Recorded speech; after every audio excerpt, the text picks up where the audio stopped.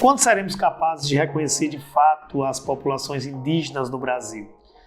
As condições e peculiaridades sociais e políticas que levam a este reconhecimento, infelizmente, não são respeitadas. A Constituição, em seu artigo 231, determina que os índios devem ser respeitados pelas suas peculiaridades culturais, pela sua organização social.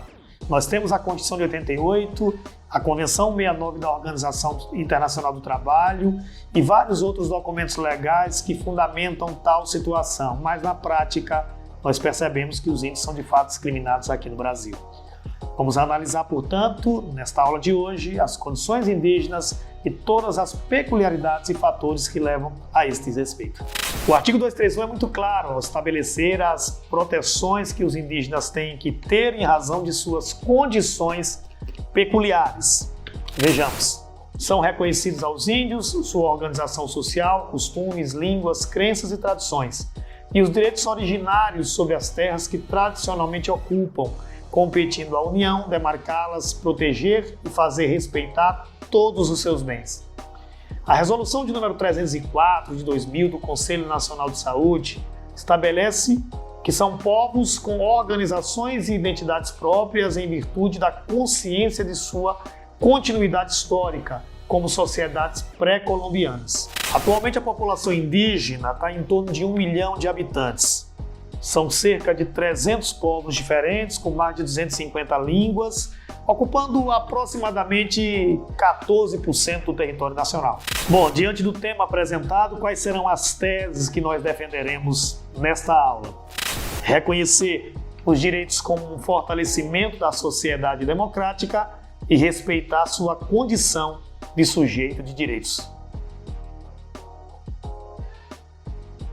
É claro que nós não poderíamos deixar de falar na história ao apresentar a primeira visão universalista. O índio faz parte da história brasileira e explorado que foi durante todo o período colonial. Mão de obra escrava, mão de obra trocada por utensílios baratos europeus. Foi só no final do século XVIII, praticamente, que a escravidão indígena acabou. E só em 1910 que foi criado o Serviço de Proteção ao Índio, lá no finalzinho do governo Nilo Peçanha. A trajetória indígena, portanto, foi uma trajetória de exploração, de extermínio, e a integração dada ao índio no século XX, na prática, retira as suas condições de sujeito de direitos que só seriam alcançadas efetivamente a partir de 1988. Do ponto de vista sociológico, é por meio do estudo da evolução dos mecanismos legais de proteção ao indígena que nós percebemos, portanto, 3 mecanismos, isto é, o estabelecimento de 3 maneiras de se entender a questão indígena no Brasil. Nós vamos ter um período muito extenso da história no qual o índio vai ser exterminado, compreendendo, portanto, todo o período colonial. É somente a partir do início do século XX que se compreende uma política de integração, trazendo a ideia, aquela época defendida pelo positivismo, de que o indígena dentro da sociedade se tornaria a parte dessa sociedade. Ele deixaria de ser indígena para se tornar, portanto, um branco. Tá? É só em 88 que passa-se a ter a terceira categoria, que é a categoria de proteção dos direitos, reconhecendo, portanto, os indígenas como sujeito de direitos a partir de suas peculiaridades e da sua própria dimensão cultural. Análise. A diversidade étnica brasileira é uma característica peculiar que faz do Brasil um país multicultural. Graças ao patrimônio cultural dos diversos grupos sociais formadores da sociedade nacional. Porém, estamos diante da política adotada que deve ser compreendida como sinônimo de assimilação cultural ou aculturação, isto é, um conjunto de decisões e diretrizes governamentais especificamente voltado à desconstituição da identidade dos povos indígenas brasileiros como povos distintos e com direitos específicos. A análise antropológica é aqui feita com base na possibilidade determinada pela Constituição de proteção aos direitos dos indígenas, proteção das suas condições culturais, línguas, crenças e tradições. Porém, é um grande erro imaginar que essa política determina o isolamento, uma pureza racial do indígena, como se ele não pudesse fazer parte da sociedade. A compreensão desse processo parte do princípio de que eles são sujeitos de direito em razão de suas próprias condições de peculiaridade. Análise.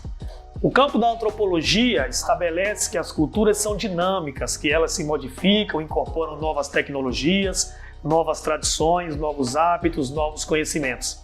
É assim com a cultura ocidental e é assim com as culturas indígenas. E a nossa Constituição busca resguardar esse direito à alteridade. A noção de cultura em Franz Boas é uma tentativa de pensar essa diferença. Para ele, a diferença fundamental entre os grupos humanos é de ordem cultural e não racial. Boas tinha como objetivo o estudo das culturas e não de uma cultura apenas. Para ele, cada cultura representava uma totalidade singular e todo seu esforço consistia em pesquisar o que fazia sua unidade. O costume particular só pode ser explicado se relacionado ao seu contexto cultural. Por que a análise antropológica do Franz Boas é tão importante para essa redação? Porque Boas vai romper com a teoria positivista ao estabelecer a ideia de culturas indo ao encontro daquilo que o positivismo determinava como um evolucionismo.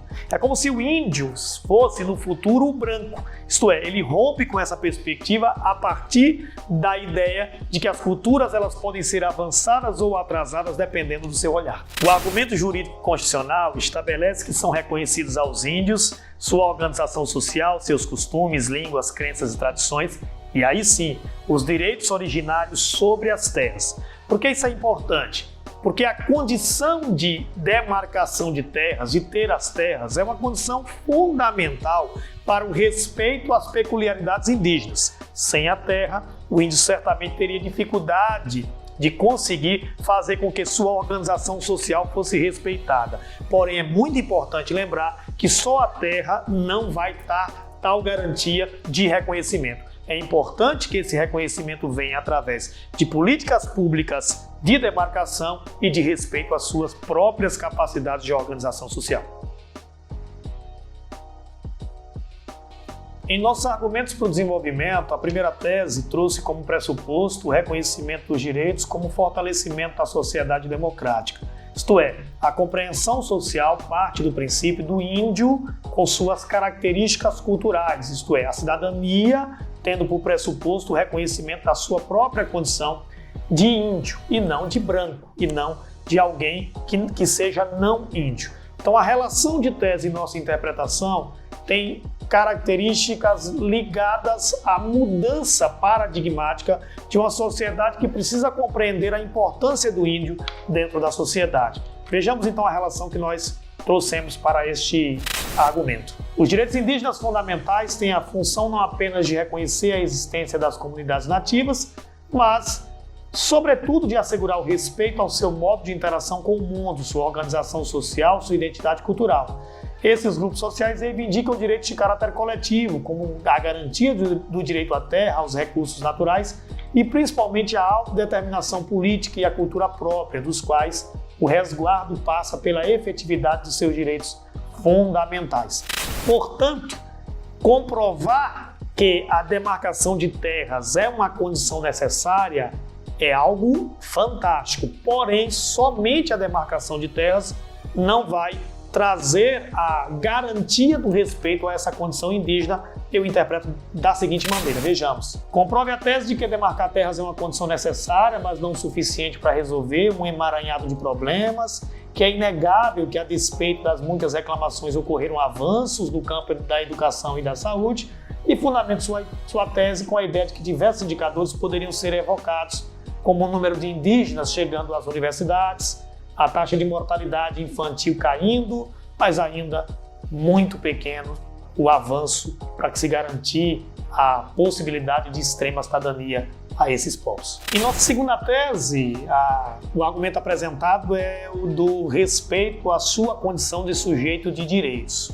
Aqui eu destaco o fato de que o avanço determinado pela Constituição Federal, em seu artigo 231, não foi seguido ainda de diplomas normativos que continuam defasados. E o exemplo maior é o Estatuto do Índio, de 1973, que continua recheado da ideia de integração do índio à sociedade, isto é, a transformação do índio em não índio.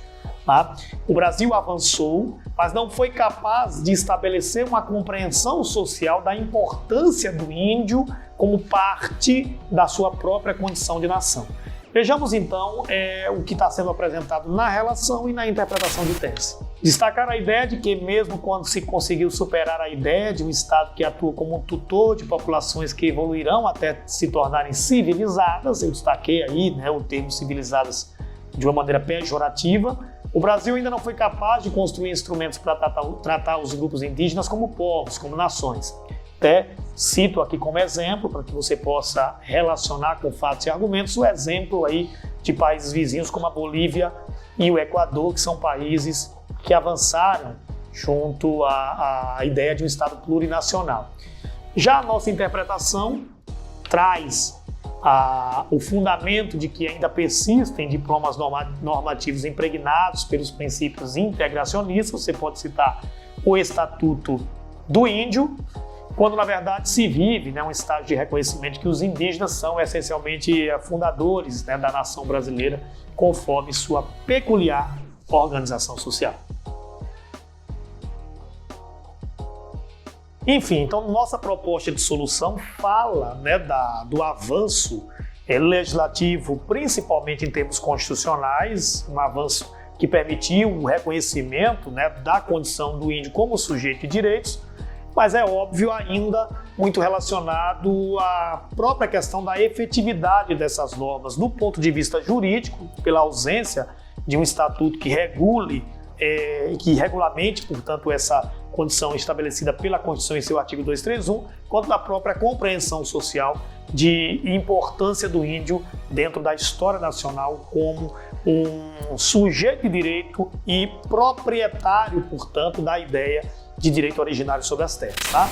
Então nós apresentamos aqui duas propostas de detalhamento. A primeira delas traz a imperiosa análise do projeto de lei 2057. Queria que vocês prestassem atenção na data, 91, é o Estatuto do Índio, ele se encontra em tramitação, na prática parado pelos interesses que a gente sabe muito bem que são muito grandes, principalmente aí do agronegócio. Aqui eu destaco o fato de que essa discussão não deveria acontecer apenas entre os legisladores, mas em conjunto com a população indígena e não indígena, sendo evidentemente a população indígena consultada em razão até da obrigatoriedade estabelecida pela Constituição por conta da aprovação da Convenção 69 da OIT, que estabelece a obrigatoriedade dos indígenas de serem consultados em relação a todo e qualquer assunto referente à sua causa. E a outra, o Estado deve dar efetivo cumprimento às políticas públicas indígenas previstas na lei, sob pena de não se atingir a sua eficácia, que é o objetivo da proteção integral das sociedades indígenas. Tá? E a gente finaliza então a aula trazendo para vocês o que a Constituição estabelece através dos seus mecanismos jurídicos para o indígena especificamente. Então a gente passa rapidamente aqui por algumas das determinações, obrigações do Estado brasileiro em relação ao indígena. O primeiro deles trata dos direitos originários sobre as terras, portanto os indígenas, desde que suas terras sejam reconhecidas, eles têm que ter as suas terras demarcadas, tá? Já que eles têm usufruto permanente sobre a terra. O segundo, aí, o processo de demarcação, que é um processo que estabelece a obrigatoriedade do Estado brasileiro, desde que comprovada, portanto, a ancestralidade de ocupação dessas terras. A competência de legislar cabe, portanto, à União, então só pode ter políticas legislativas o Congresso Nacional, você não pode trazer aí na sua proposta de solução as assembleias legislativas dos estados, muito menos as câmaras municipais, então a competência, portanto, passa a ser da Justiça Federal e a atribuição de defesa do Ministério Público Federal.